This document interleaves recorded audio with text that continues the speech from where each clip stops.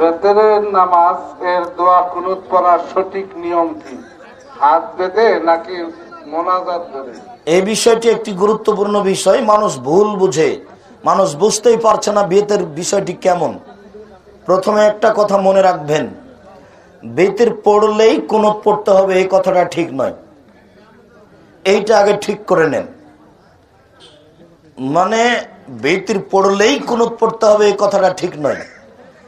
কেউ যদি কোনোদিন দোয়ায়ে কুনুত পড়তে চাহে তাহলে ভিতরে পড়তে হবে, এটা হলো শরীয়ত।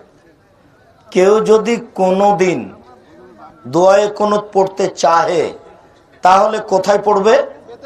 ভিতরে সালাতে পড়বে, এটা হলো শরীয়ত।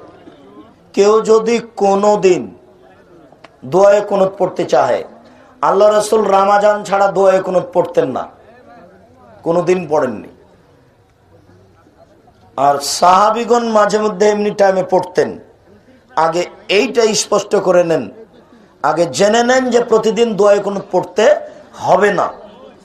এরপরে বলেন যে রুকুর আগে পড়বো না পরে পড়বো। রুকুর আগে হাত বাঁধা অবস্থায় পড়ে নেন, তবে আল্লাহুম্মা নাস্তাইনুকা ওয়া নাস্তাগফিরুকা এটা নয়, এটা দোয়ায়ে কুনুত না, এটা কুনুতে রাত নাজেলা।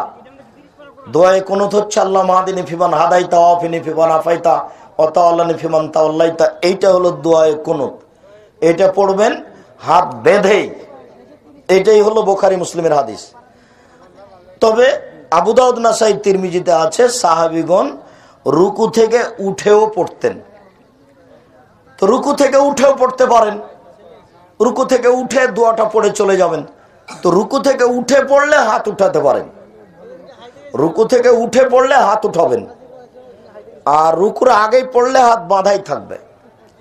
যখন দোয়াটা পড়া হবে তখন হাতটা ছেড়ে দিয়ে সিজদায় চলে যাবেন। রুকুর আগে বাঁধার জন্য কি আবার তাকবীর দিতে হবে? রুকুর আগে বাঁধার জন্য তাকবীর দিতে হবে না। কেরাত শেষ হয়ে গেলে দোয়াটা পড়ে নিতে হবে, দোয়া পড়ে রুকুতে চলে যেতে হবে। দোয়া শেষ হলে মুখ মাসা করতে হবে না, মুখ মুছে নিতে হবে।